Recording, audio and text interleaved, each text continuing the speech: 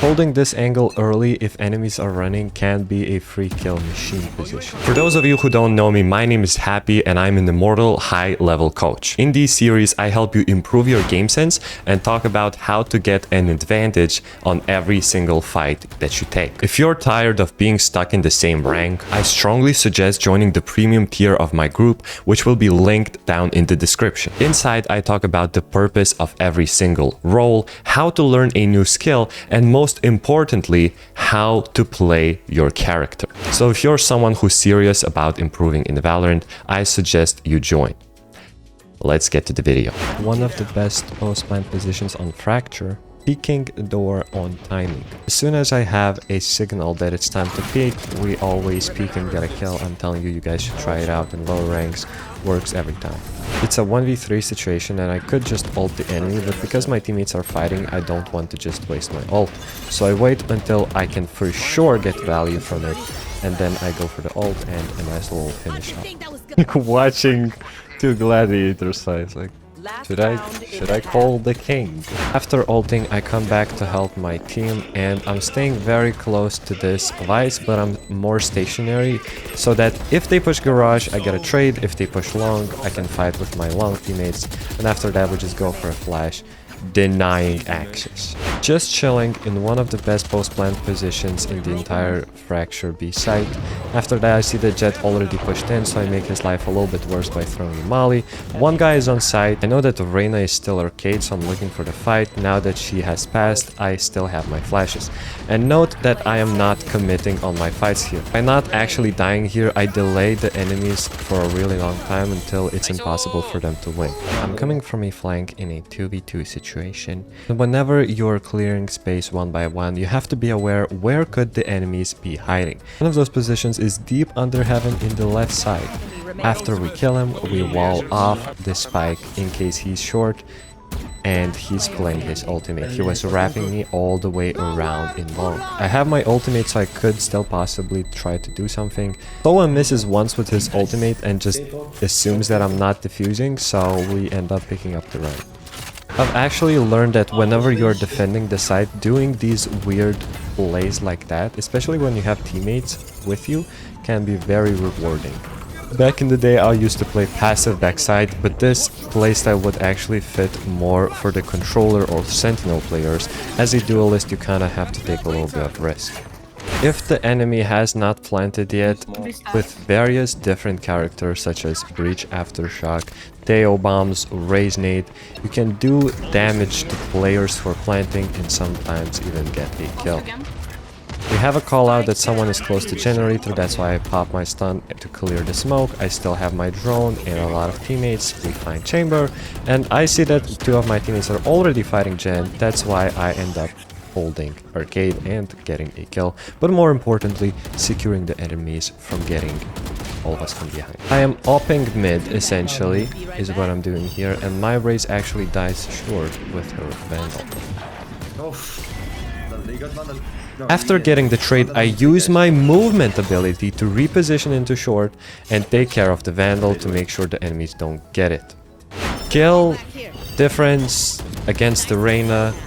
Not much more I can say here. Gets completely access denied. While waiting for my teammates, I'm holding B in case somebody pushes, and look at that, in case somebody pushes. I want you guys to take a look at the execute my Raze does, and then see what he types in chat. Next. Genuinely, I would like to ask, does double satcheling here ever work for this Raze? It's like the one spot you can get shot from tower, CT, drop, and site, and from here as well. Like the one spot that you can get shot from everywhere. I really am interested in asking him, like, does it ever work out for him? But like, if I ask him, he's gonna be like, oh, you're boxing, shut up. Because I pushed outdoor alone and there's 3 of my teammates in main, I want to take contact after them so that I could go for the trade, because if I die, then all the pressure drops off. So I wait for them to make some contact and we get some nice free kill. After that, we have a flash, and flashing here makes perfect amount of sense. 1 second too late, that's why I end up jumping and panicking a little bit. We kill the chamber, last guy is in tower. We flash the last guy in tower. Pretty simple. We go for the ult, and we see a chat in a smoke, a wild chat, then a guy spamming. I know that after he's spamming, he's gonna be crouched, and it's gonna be a very easy kill. And now I don't want to retake site without having dish, so my Fade actually does an amazing job at clearing dish for me. We can take even more space by going into the doors. Here's why. It opens up another angle to the enemies. You can also catch off-guard players like this Gecko. Super general. After that, my job is just to close down the range as much as possible to the point where I could trade my teammates. This way we can fight together. Damn, I opened the door, flashed again. Gecko still didn't realize that I'm behind him. Cool, man. One of the secret tricks in Valorant is whenever a guy does some presence and then you can hear him loudly walk away, and he's the only one guy there, it's actually super likely, like 99.999% that he's actually gonna be running away and not faking it. You should push in right behind them to just take all of the space back. After hearing the call out default main, we regroup with my Fade. She's asking if I have a flash. I do have a flash. I also have my ultimate. We go for the flash, punish the guy on side, wall off so that my teammate can start defusing, fake tap so he has to peek into us, and then we get our fight. It's a 1v1 situation and the spike has around 25 seconds. After my teammate dies here, I wasn't able to trade him. I thought it was a 2v1 actually, apparently it's a 1v1 now. The spike is ticking a little bit faster now, and I know if I land the molly in the correct spot, I should be good. My only problem is that he might push me. And I've actually learned from before that if I flash, he cannot hear me reposition, which actually lets me run away and delay even more. Casual Phoenix Molly plus flash combo wins the game. Bam bam. Bam bam. Bam bam. Bam bam. Bam. Now here's a montage of funny Molly fails. I actually like to clear a left side by just mollying whenever I don't have an initiator. That's why I die here. Yo, he's just chilling in that molly though! As you can see, same position, different round.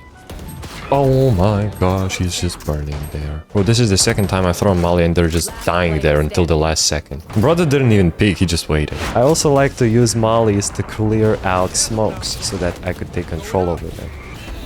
What the hell? No, there's a guy vents and my Sky just goes in right after I start spamming, so I know I have to help her. I go for the trade and then insta flash, and as you can see, Reyna was there. Another one. Very nice. I couldn't understand what I was looking at, but I mollied the smoke to take control over it. The feet have been punished, so we take the orb and head to site. If we looked over at the minimap, we would have seen where the enemies are. I see a smoke, so I flash into it to take control of it. I wall off half of the site to try and continue taking space one by one. We catch this mix off guard. As you can see, we go for the flash, and now it's a 2v2 situation. Very much losable. That's why I go for the ult and look to get some kills if possible. We end up getting a kill, beautiful. Now ideally Mix should be trading me, and I'm kind of hoping that he's gonna do that. I'm jiggling so I don't get pre-fired. Sage tries to execute the tornado at me, but ends up getting shot from behind. And a very instructional idea to finish off the video. It's a 2v1 situation and I still have my Phoenix wall. And I know that if I can get the spike, I can just smoke off the enemy and start defusing. Also, once I spot the enemy in flowers, I know that if I molly him off, I could just win outright, but he could have pushed through with a timing. That's why I'm there to take a 2v1 and not let my Cypher dive free. Thank you everyone for watching. Comment down your favorite clip and I'm gonna respond to every single comment. Also, if you're serious about improving in Valorant, you wanna get even better game sense, join the premium tier of my group, link in the description. See you guys tomorrow.